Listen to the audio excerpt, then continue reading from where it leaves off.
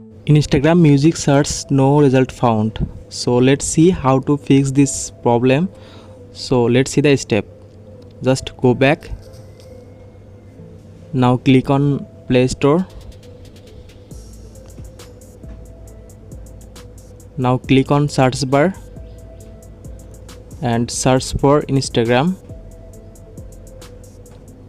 Just search Instagram and update your Instagram if it available on Play Store. Now go back to home screen. Normally reset your phone. Just reset your phone.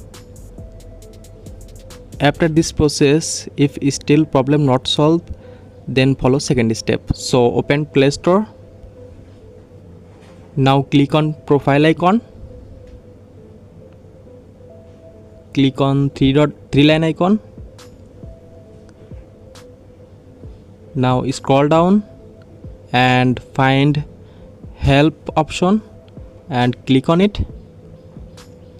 Now click on report a problem. Click on report problem. Now click on include and continue. Now here just describe your problem. After describing your problem, just click on send button. Now I hope your problem solved successfully. Thanks for watching. Don't forget to like, comment and subscribe.